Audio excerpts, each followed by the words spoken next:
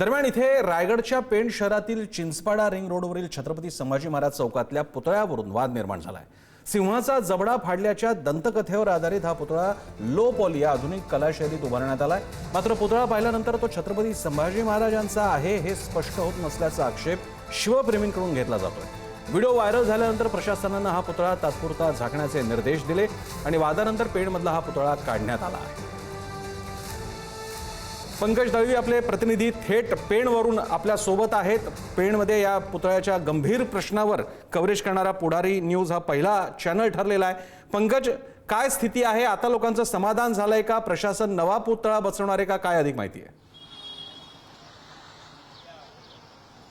आपण त्या ठिकाणी जिथे हा पुतळा जे प्रतिकात्मक शिल्प सरकारी भाषेत बोलायचं झालं तर बसवलं होतं, तर रात्री इकडनं काढण्यात आलं आणि प्रशासनानं सांगितलं ते सुरक्षित स्थळी जे आहे ते ठेवण्यात आलं। आता याच्यावरती शिवप्रेमींचं समाधान झालं का? तर आपल्यासोबत रायगडचे काही राजकीय पक्षाचे प्रतिनिधी शिवप्रेमी आपल्यासोबत आहेत। हा व्हिडिओ प्रसन्न सर तुम्ही उल्लेख केलात की व्हायरल झाला। हा व्हिडिओ व्हायरल होण्याचं उगमस्थान आपल्यासोबत पुढारी न्यूजवरती आहे वैभवी म्हात्रे, जिनी हा प्रसन्न सर हा व्हिडिओ पहिल्यांदा काढला आणि तो व्हिडिओ व्हायरल झाला। तो व्हिडिओ व्हायरल झाल्यानंतर स्थानिक नेते असतील, लोक असतील, इतिहासप्रेमी आणि प्रशासनाला जाग आली।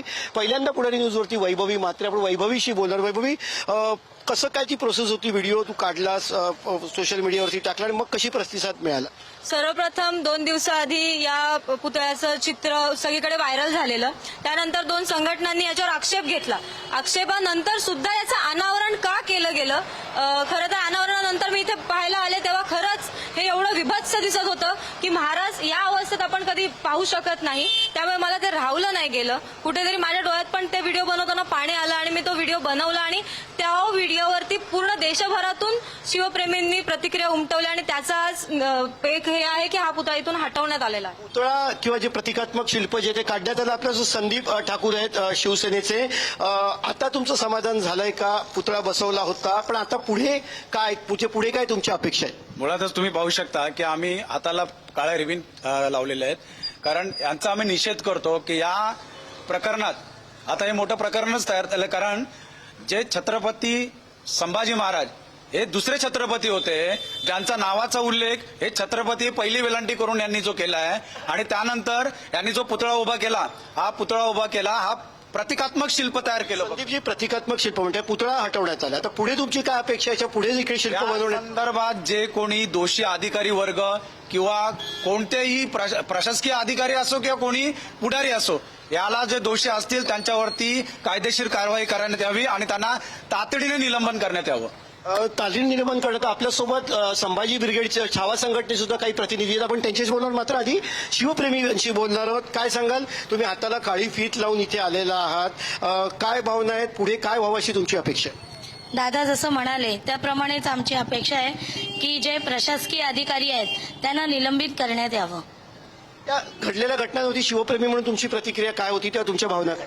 हो, भावना त्याच होत्या की ज्या वेळेला ही प्रतिमा उभारली गेली साहेबांची, तर ती त्यांनी कोणत्याही प्रकारची दखलंदाजी न घेता उभारली गेली, तर त्यांच्यावर सक्त कारवाई करण्यात यावी हीच आमची मागणी। कारवाई करण्यात यावी। प्रसन्न सर, गेले 5 वर्ष छावा संघटनेतर्फे इकडे स्मारक व्हावं त्याची मागणी केली। आपल्याला जितेंद्र ठाकूर आहेत छावा संघटनेचे, 5 वर्ष या स्मारकासाठी पाठपुरावा ते करतायत। 5 वर्ष तुम्ही फॉलोअप घेतला, त्याच्यानंतर हा पुतळा इकडे उभारण्यात आला, प्रतिकात्मक शिल्प होतं। आता पुढे काय व्हावं? पुढे सुद्धा ही प्रक्रिया पार पडणार आहे, त्यात कोणाकोणाला विश्वासात घ्यावं अशी तुमची म्हणणं, विचारात घ्यावं त्यांचं म्हणणं?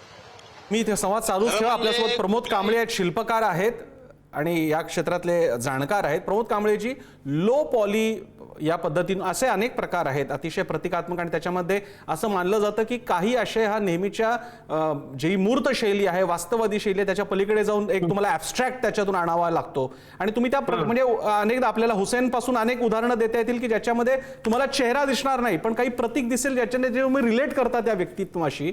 अशा वेळी लो पॉली फॉर्ममध्ये ह्या पुतळा साकारण्याचा प्रयत्न झाला, ज्याला लोकांनी विरोध केलेला आहे। एक शिल्पकार म्हणून तुम्ही कसं पाहता? माझं असं स्पष्ट मत आहे की अशा प्रकारच्या राष्ट्रीय महापुरुषांचे पुतळे या अशा प्रकारामध्ये नवीन मॉडर्नच्या नावाखाली करू नयेत। कारण सर्वसामान्य लोकांचं श्रद्धास्थान ते आहे। सर्वसामान्य लोकांना त्याच्यामध्ये जर त्यांचा चेहरा किंवा त्या चेहऱ्याचे भाव दिसले नाहीत तर ते ते रिलेट होत नाही. त्यामुळे ते अशा प्रकारे महापुरुषांच्या पुतळ्याची मांडणी या पॉली विषयामध्ये करू नये. ती जॉमेट्रिकल फॉर्म मध्ये ते आहे, तर ते मॉडर्न फॉर्म मध्येच फक्त ते शक्य होतं. असं न करता त्यांनी वास्तववादी शैलीमध्येच ते काम केलं पाहिजे असं मला वाटतं. ते करू नये. बरं. तर चुकीचं झालेलं आहे. खरं तर त्याची परवानगी दिली होती का आधी, म्हणजे याला शासकीय मान्यता होती का या कामाला, ते तपासलं गेलं पाहिजे. बरं. कारण शासकीय मान्यतेशिवाय अशा सत्पुरुषांचे पुतळे बसवले जात नाही. बरं. तर त्याच्यासाठी शासकीय मान्यतेची पूर्तता केली होती का, त्या कला संचयाची मान्यता होती का त्या कामाला, बरं. ते तपासलं पाहिजे. आणि ते जे डिझाईन आहे ते सर्वमान्य झालं पाहिजे. तुम्ही करताना असं कसं काय त्यांचा चेहरा दिसत नाही, तर त्याच्यामध्ये छत्रपती संभाजी महाराजांचं व्यक्तिमत्व कसं साकार होऊ शकतं. बरोबर आहे. ते अयोग्य आहे. त्यामुळे तिथे जो जनतेचा रोष नक्कीच आहे, प्रमोद कांबळेजी, तो हाही स्वाभाविक आहे. विचार करायला हवा. त्याला कलेतली तुम्ही- कलात्मकता आणि आधुनिकता हा जरी महत्वाचा मुद्दा असला तरी लोकांसाठी पूजनीय आणि वंदनीय अशा व्यक्तिमत्व असतील, आध्यात्मिक व्यक्तिमत्व असतील, नाहीतर ऐतिहासिक असतील, त्यांच्या बाबतीत मात्र जनभावनेचा आदर व्हायला पाहिजे. धन्यवाद तुमच्या या प्रतिक्रियेसाठी.